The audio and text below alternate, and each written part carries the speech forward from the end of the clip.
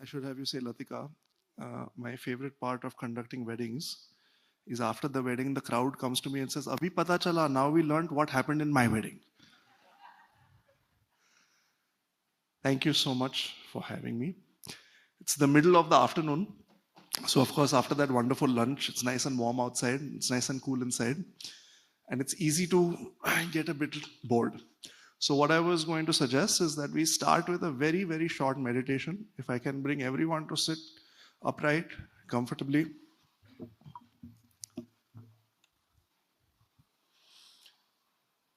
Do I need a lapel mic for the camera?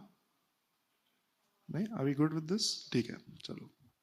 So sit upright, palms on your knees or on your lap. Take a nice deep breath in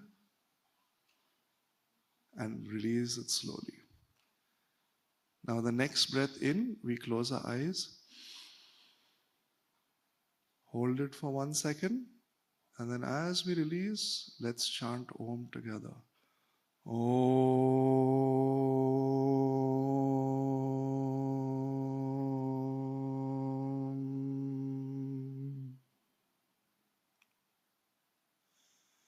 Gently breathe in, hold your breath, and breathe out. Bringing yourself into the moment, into this wonderful startup forum that has been pulled together by Heartfulness. Keep your eyes closed for just a second as we honor the entire lineage of gurus from whom we have got any and every knowledge, piece of knowledge that we are discussing. Om Sada Shiva Samarambham Shankaracharya Madhyamam Asmadacharya Varyantam Vande Guru Parampara. I offer my salutations to the lineage of gurus who have brought us all here today to discuss what is the impact of history and mythology on the startup journey. If you're with us, then you can open your eyes and join the discussion. If you want to have a nap also, it's very comfortable. I won't take it personally. See, firstly, I should say I have an issue with this word mythology.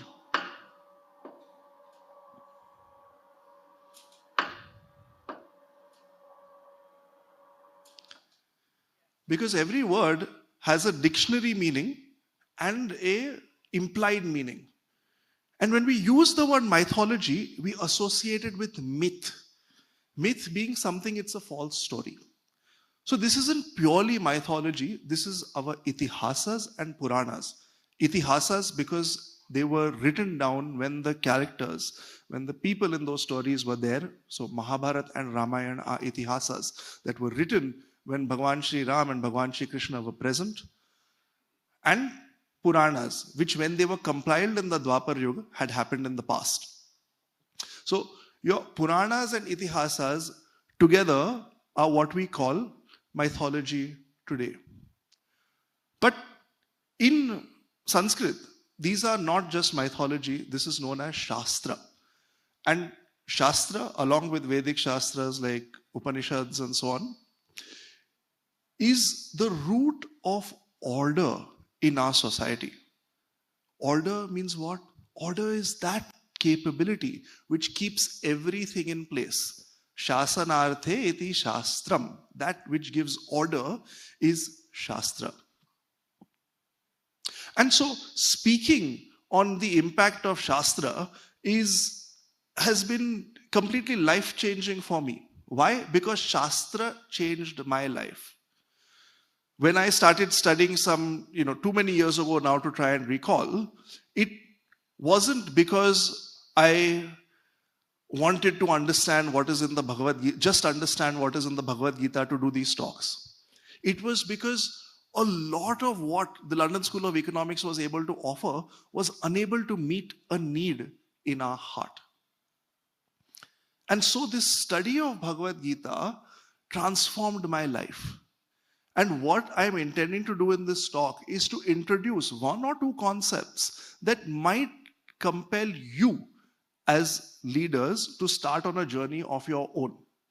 Now, why do I have confidence that this will happen? Because all of you are startup founders. So all of you have done something that is not that usual. All of you have some daring. So let's take that drive, let's take that desire to go somewhere where you haven't been before and apply it to transform our heart.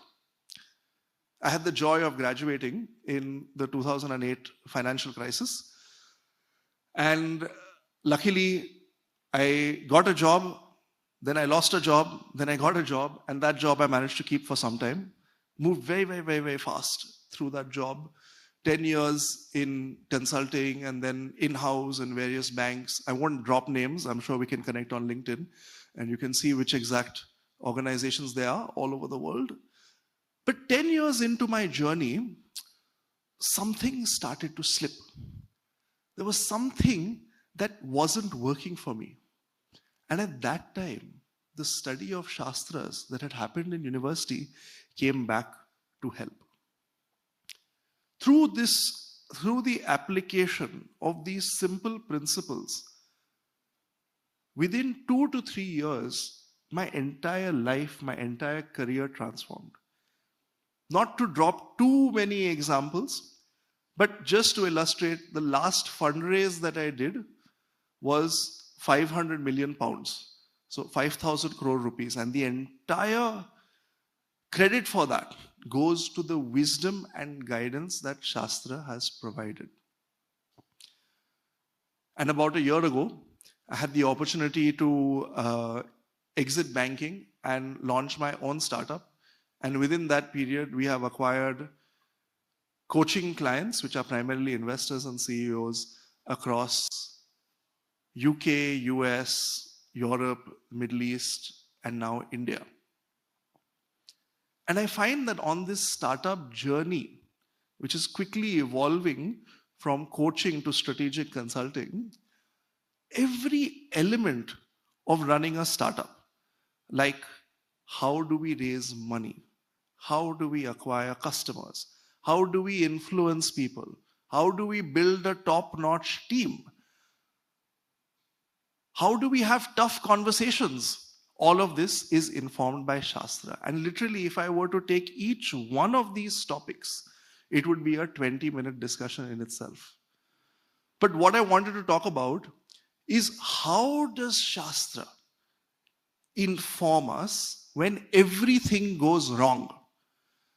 When full of preparation, you have got your pitch, you've got all of your numbers, you've got everything ready, you know what you want to get, and you go in front of a VC and forget everything.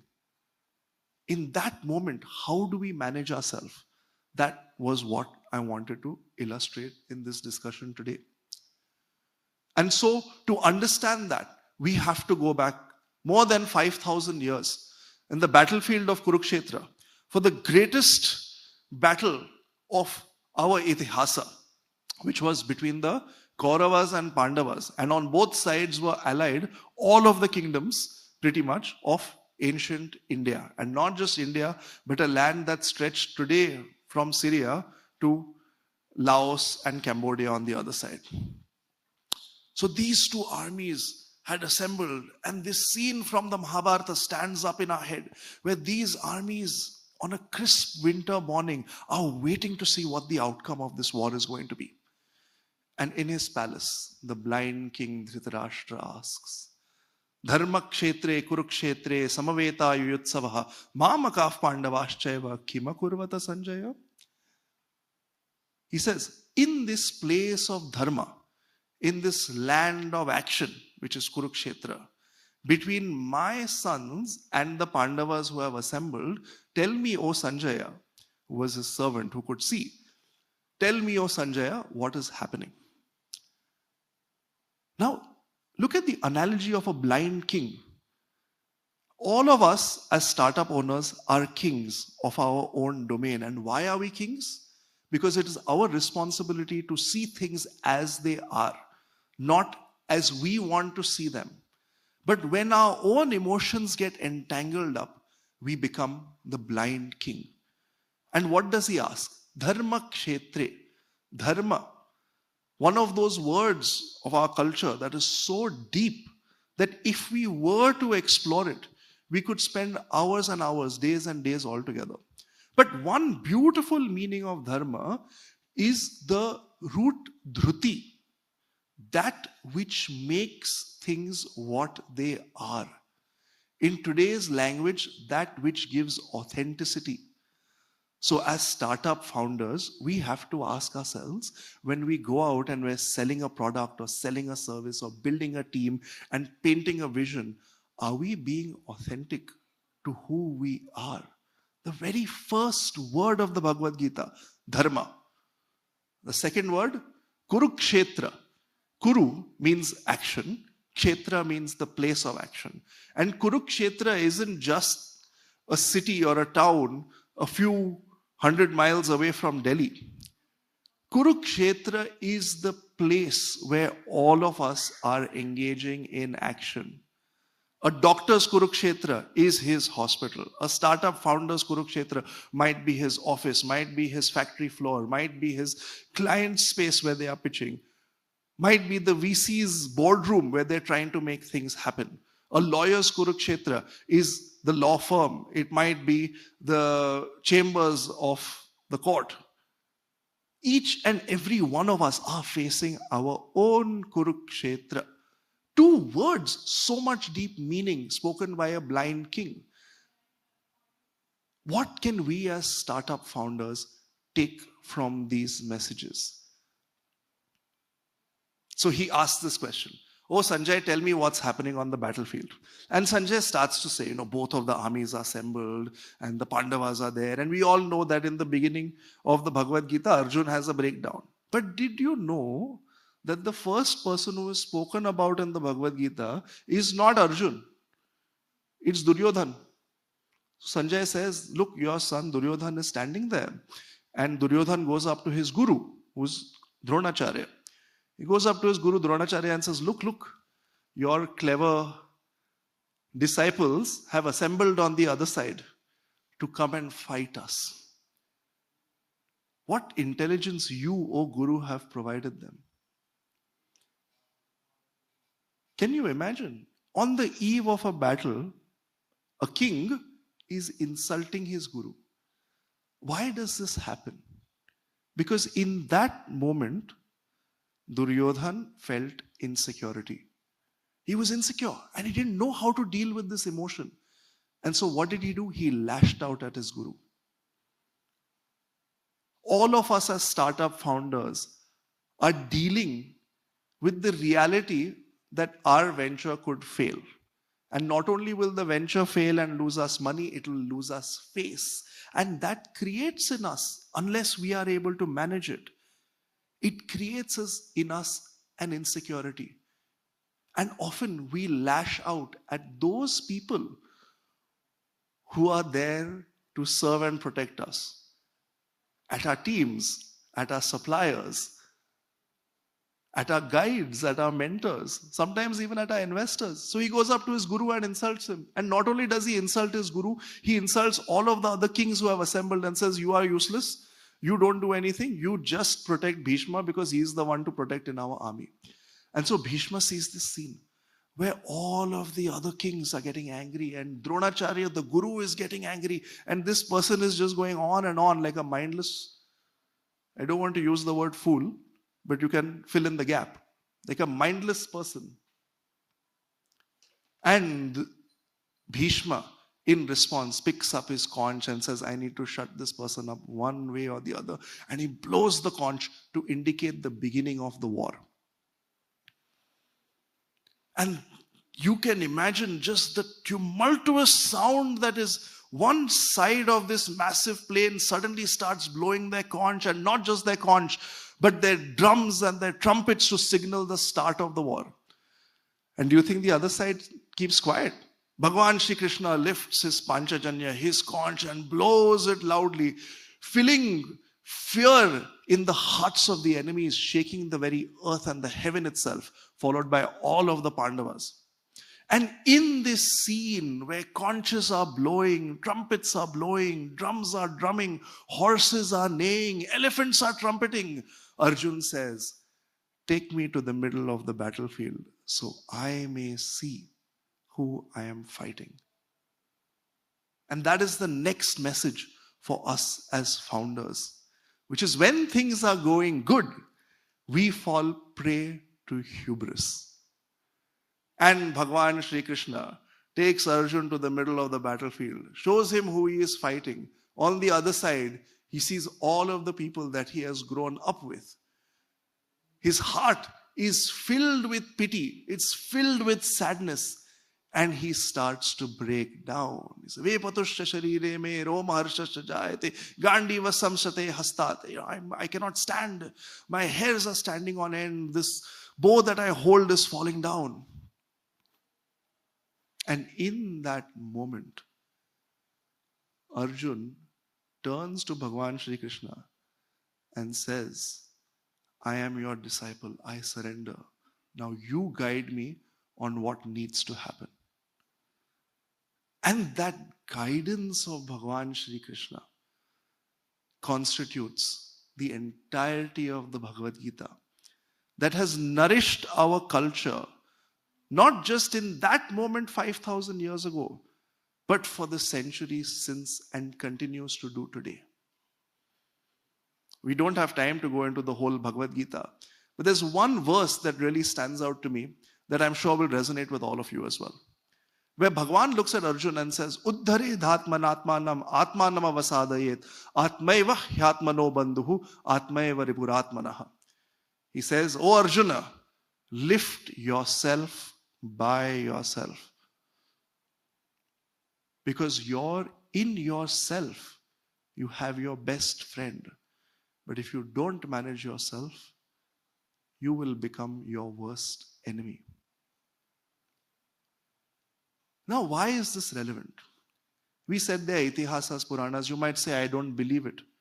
It's relevant not because we have to believe it. It is relevant because we have the opportunity to experience it. The beauty of Sanatan Vedic Dharma is that it doesn't say, believe this and you will experience it. It says, try this and see what happens. If we look at the history of the last 500 years on this planet, we have seen the worst examples of colonialism.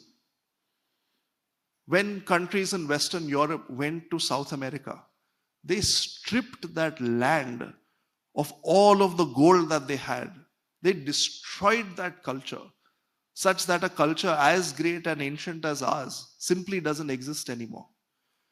When they came to India, the British and the similar model of colonialism that was followed by the French, they replaced our institutions with their institutions, such that today that we are having this conversation in English and I am wearing Western clothes. We then had the institutions that were put in place after the Second World War by the Americans. And we see today some of the greatest environmental destruction and challenges on our planet. Now, interestingly, Europe is declining. The US is stepping back from its role of leadership. How does this world function? Well, I am going to offer a hypothesis. It is this ancient wisdom of our Shastras that has been inculcated in Bharat that will drive the next chapter for this planet. And for that, every single person in this room, every single startup founder, every single person who dares to do something different has an opportunity to connect with their heart, transform internally, transform the people around them, and collectively transform this world. And these aren't my words. These are the words of the Bhagavad Gita themselves. So we did the first verse, Dharma Kshetre Kurukshetre. The very last verse of the Bhagavad Gita says, Yatra Yogeshwara Krishna, Yatra Partho Dhanurdaraha, Tatra Shri Vijayo Bhutir Dhruvanitir Matir Mama. Where there is Yogeshwara, Bhagwan Shri Krishna, who gives us the message of transformation, and where there is Partho Dhanurdara, Arjun, holding his bow ready for action, there what do we see? Tatra, there, Shri, we see prosperity. Vijaya, Bhuti, victory everywhere. Dhruva, order, Niti, justice, Matir Mama, such is my opinion. We are all Bharatiyas, and we use this word, Bharat, very regularly. But do we know what it means? The root of Bharat is Bhaya Ratam iti Bharatam, a land whose people are engaged in the pursuit of light. That is Bharat. And when we as Bharatiyas engage in this pursuit of light and bring it into our work, what happens? Every Bharatiya becomes a Bharata. Bha means light. Bhaskara, Bhanu, these words for the sun you might know. Bha means that light, and Ratha means chariot. So I invite you all to become this Bharata and usher the world into a new age. Thank you very much. Hari Om. Thank you very much. I think it was absolutely fascinating in terms of the little nuggets that you have taken from the Bhagavad Gita in terms of the analogies of a startup founder's life. I think I would love to have a much longer session. Those of you who feel the same way, raise your hands. I think that shows the power of your session, especially at 3:30 in the afternoon, post lunch. I think the session before that Liz had on heartful communication, and what you mentioned as mindless, Duryodhana being mindless in terms of what you said, and what ignited the whole war is something I think all of us should look, and be very, very careful. I've been a startup founder, several times over, and I have realized that point of ignition where, one becomes extremely irrational. And I think this is a point for us to look within, to look and understand. These are the tools that I had spoken of earlier today, saying that there are going to be a few nuggets that you should take back for you to ponder over and make sure that you think about it in your daily routine as a founder, both at work and at home. We have a couple of minutes for questions. Would anybody like to ask Om a couple of questions? Any questions for Om? So the gentleman asked that when he had visited Oxford, he saw racks and racks of manuscripts that were taken from India, which included the Vedas and Upanishads and many such texts. And it pained his heart because it was taken away from India, and he's asking if there's efforts happening to restore and preserve these manuscripts. The answer very shortly is yes. There's a wonderful organization called Chinmaya International Foundation. It's part of the wider Chinmaya mission. It's based in a place called Veliyanad in Kerala. Now, Veliyanad in Kerala is the birthplace of Adi Shankaracharya. It's believed that Kaladi is the birthplace, but Kaladi is where he grew up. It's his father's home. His mother's home, where he was born, is Veliyanad. And on that property, where the original home exists, the original temples associated with that home exist and still are worshipped, as well as the room in which Adi Shankaracharya was born. And just for context, Adi Shankaracharya was the reviver of Vedic and Vedantic philosophy. That today, any school of philosophy that we have is either derivative of Adi Shankaracharya or was set up to counter his philosophy. So in the birthplace of such a great Mahatma, Chinmaya International Foundation has created a research institute that is undertaking detailed research in Sanskrit, in Indic studies, and they have an entire department that preserves and maintains and translates manuscript for future use. And it's a wonderful place. So if anyone has an opportunity and they are in Kerala, it's about an hour outside of Cochin, please do take it. I think there's one more. Do we have time I for think while we're waiting for the question, another point that you make, which is very, very important for all of us startup founders, so is the fact that the world is looking at Bharat.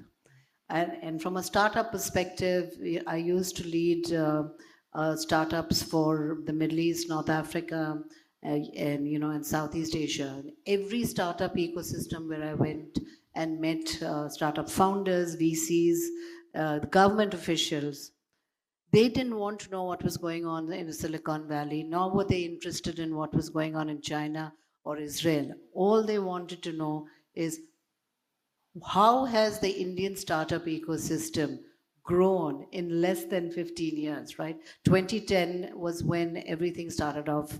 And today, 15 years later, we have 150 unicorns, we have 100,000 plus startups. So I think each one of us has that badge that we carry, that we should shine across in terms of really, really, living up to the potential that has been written in our manuscripts. So just a point to add to what Om said. Go ahead, sir. Can you hear me? So my question is about the education system which we had in our ancient history. I believe everybody over here understands and acknowledges what a great history we had in education to our current times where we and our kids by heart. So is there any way out that our government or any organization working towards that? Because I've been working with aerospace and defense industry. There are few scientists who are parallelly working on some NGOs where they start working with some Vedic culture towards ancient history and all. But will it be in a structured way? Do you have any idea of it? How to reignite our education system? That is what is my idea about. So on the education front, the government is doing a lot of work, including empowering traditional modes of education. But I think it's fair to say, whilst our kids may have that opportunity, all of us are beyond the age of formal education. So there are actually avenues that we also can undertake. Now, what's very unique about our ancient Bharatiya system of learning is that it didn't just teach you subjects, Vishaya. It didn't just teach you subjects. They taught subjects, but not just that. It created the ability to learn. Whether that ability was created through meditation, through chanting, through japa, all of those things, it created our ability to learn. So even the Gayatri mantra, Om Bhur Bhuvasvaha Tat Savitur Varenyam Bhargo Devasya Dhimahi Dhiyo Yonav Prachodayat. The meaning of it is what? That Om Bhur Bhuvasvaha, the heavenly planes, the skies that we see, Tat Savitur Varenyam, which are illumined by Savitur, which is a form of Surya Dev, which here is indicating the supreme truth. Bhargo Devasya Dhimahi Dhiyo Yonav Prachodaya. Just as you light up the entire universe, please light up my intellect as well. So that Gayatri mantra, which even today, anyone who has performed meditation performs that mantra, is intended to create capacity in us to absorb. Another example, chanting. I had for a period of time a Vedic chanting instructor. Young guy, he's 21 years old. Online, we used to have our classes. I used to be in London. He used to be here in Andhra Pradesh, in Telangana, in a place called Rajamundry. I don't know which side of the border it has now fallen on. So it's not far from here. And it was amazing learning Vedic chanting from him. Why? Because the margin of error was so small. If I had to say, if I said tha, something, mantra mein tha aaya. He'd say, no, Omji, you cannot say tha, it has to be tha. The inflection is so important. The matra is so important. That attention to detail and an intolerance for margin of error is really what created the capacity for those ancients who were able to document and make so much progress in such a diverse range of fields, astronomy, architecture, medicine, any and everything you can see. We have been able to uncover what is being re-uncovered today. Why? Because that capacity to learn was created in those cultures. All of us have the ability to create that capacity to learn within us, regardless of what the government may or may not do. And we are here with one of the most beautiful meditation spaces outside of us. So we should take this opportunity. If we have a practice, brilliant, let's recommit to it and do it, because as entrepreneurs, I can tell you there's a heck of a lot of stuff that's triggering all of us. So we don't want to just react to all of these triggers. We want to sensibly respond to them. And these meditation practices will create space in our hearts that we are responding. But that space also will foster our ability to do amazing things.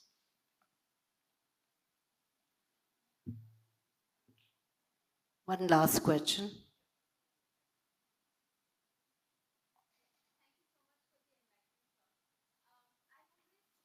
Understood the value of reading Bhagavad Gita, but I've never been able to commit to it.